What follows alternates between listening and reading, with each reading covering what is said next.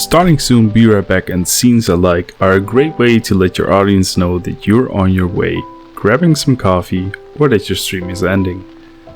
Gathering people's attention with some simple yet catchy and animated scenes while they wait in anticipation for you to make your entry or to cool off the stream with some great music. I'm going to show you a really easy way to make the mentioned scenes using only Gimp and Davinci Resolve and free assets, so you can start creating your own scenes straight away. I've linked all programs used as well as some free assets like logos, OBS plugins, and a link to some green screen effects in the description below to help you out. Make sure to download the assets as we will be using them for this project. If you liked this video, give it a quick thumbs up and subscribe for future content around editing, streaming, and so much more. Don't forget to hit the bell icon to get notified when new videos go live, and I make new videos every week.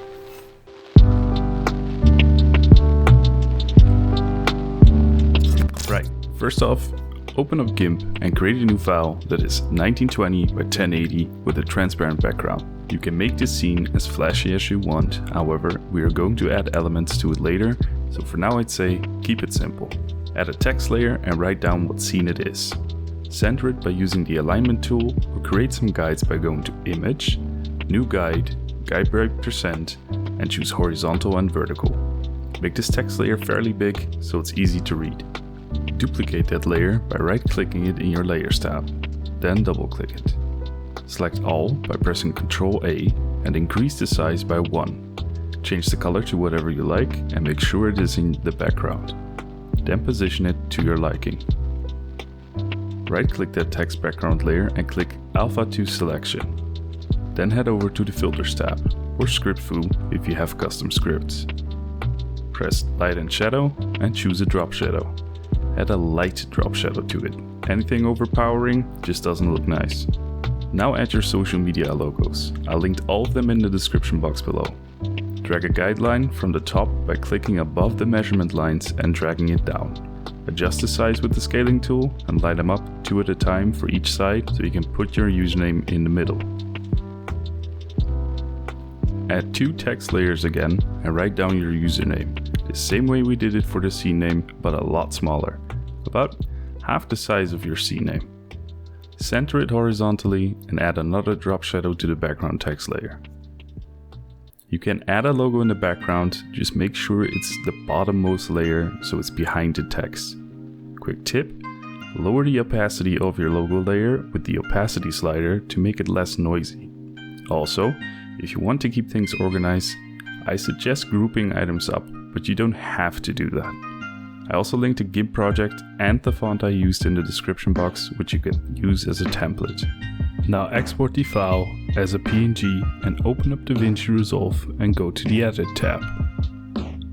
If you downloaded all assets, you should also have a 4K smoke/vapor video. Add that video and the image you just made to your media pool. Add the image to your timeline and the video file either on top or below, depending on how much you want to see the clouds and if you want them to overlap your text. Move both clips around 10 seconds long and find a section of your video clip you like. As of right now, all you see is a green screen vapor video. To remove the green screen, we need to key it out. Head to the Fusion tab, select your media in node and press Shift plus spacebar. This brings up the search menu. Look for the delta key here and add that in. Take the dropper image, drag and drop that on the green screen. Head back to the Edit tab and start placing the vapor wherever you want. You can do that by zooming in, transforming it, or by using the transform box in the bottom left of your playback screen. Edit the opacity in the Inspector tab so it looks a little more authentic. Just one layer of vapor looks a bit boring though. Select your video clip, hold Alt and drag it over your original clip. Now flip it in the Inspector tab. Again, you can change the vapor by transforming it in the Inspector tab, or by just using the little rectangle at the bottom left of your video scene. It's easier to transform it in the Inspector tab and then move it around, instead of doing it the other way around. To get a seamless or endless loop, you could cut the clip in the middle and reverse it, but we'll go over that in a different video.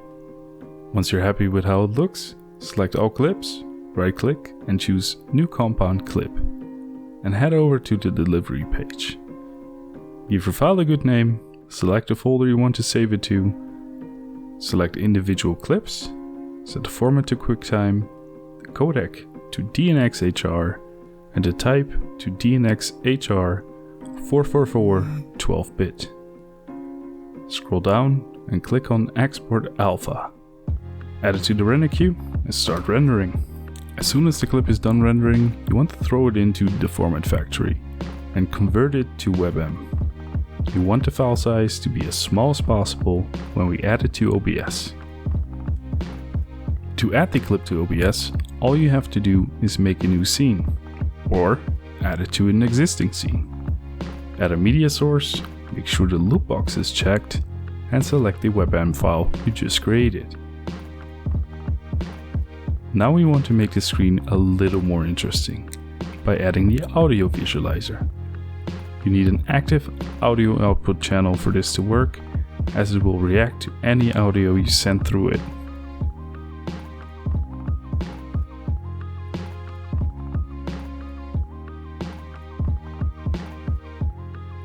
Select the audio you want to capture, a filter that looks good to you, and a color that fits your stream.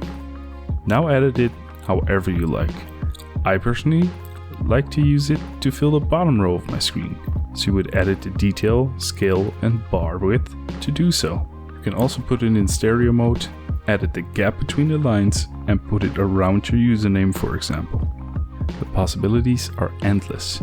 You can use this source in other scenes as well.